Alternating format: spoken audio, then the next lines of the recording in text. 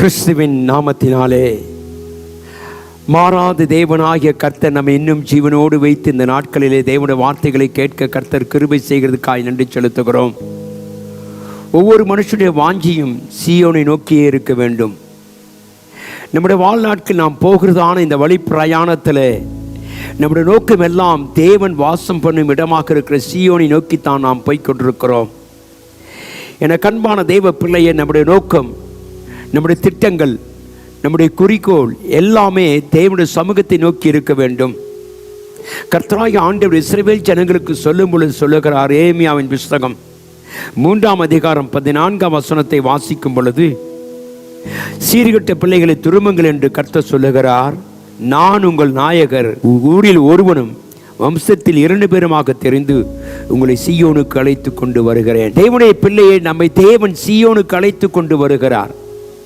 சீயோன் என்பது தேவன் வாசம் பண்ணும் இடம்.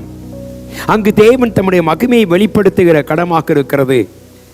சீயோன் என்பது இந்த காலத்தில் தேவனுடைய சபைக்கு அடையாளமாக இருக்கிறதை நாம் பார்க்கிறோம்.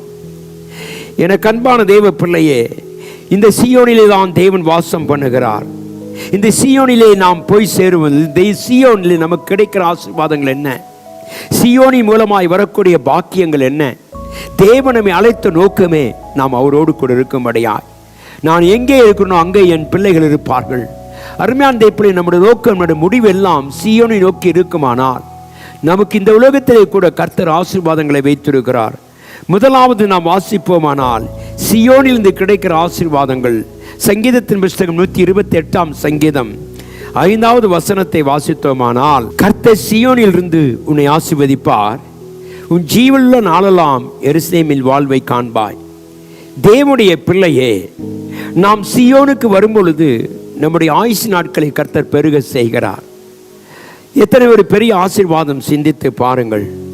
என கண்பான தேவ பிள்ளையே, சீயோனிலிருந்து கர்த்தனை ஆசீர்வதிக்கிறார். இப்படியா உன் ஆயுசு நாட்கள் கூடி உன் வயது வாழ வயது போல் இருக்குமா? என கண்பான தேவ பிள்ளை, இந்த காலவெளியிலே நாம் அநேகருக்குள்ளே மரண பயங்கள் பிடித்திருக்கிறது.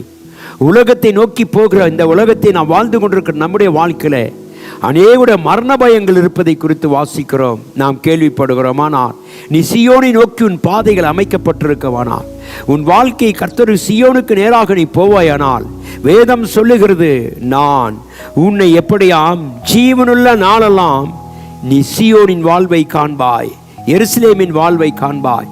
அது எத்தனை ஒரு பெரிய பாக்கியம்.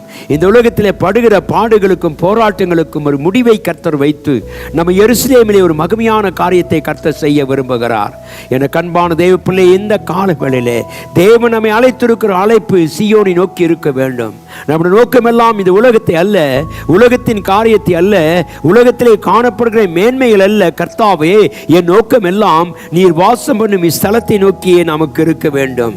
தேவனுடைய பிள்ளை, இந்த சீயோனிலே நம்மை ஆசீர்வதித்து நம்முடைய ஆயுசு நாட்களை கூட்டி கொடுக்கிற சொல்லுகிறார். நான் உன்னை ஆதரிப்பேன் என்று கர்த்தர் சொல்லுகிறார். சங்கீதம் 20ஆம் சங்கீதம் 2வது வசனத்தை வாசிக்கும் பொழுது, தேவன் சீயோனிலிருந்து உன்னை ஆசீர்வதிக்கிறவர், ஆதரிக்கிறவர், உன்னை பாதுகாக்கிறவர், உனக்கு கர்த்தர் நன்மைகளை செய்கிறவராக இருக்கிறார். ஆகவே தான் தேவனுடைய பிள்ளையை இந்த காலையில் சொல்லுவோம், அப்பா, எங்கள் நோக்கம் எல்லாம் இந்த சீயோனை நோக்கியே.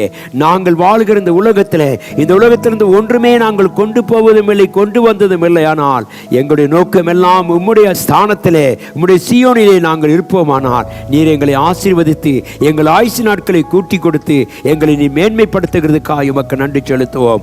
ஆசீர்வதியும் ஆண்டவரே என்று சொல்லுவோம். இந்த காலை நோக்கம் என்ன? நீ சீயோனை நோக்கி போய்கொண்டிருக்கிறாயா?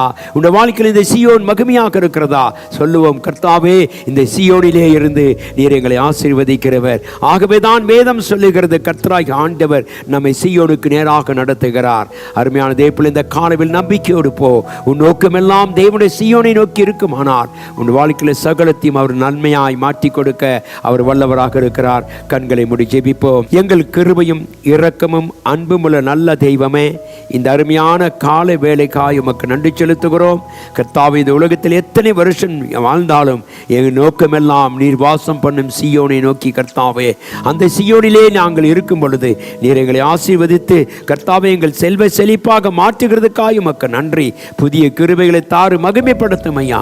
பெரிய காரியங்களை செய்கிறதுக்காய் உமக்கு நன்றி.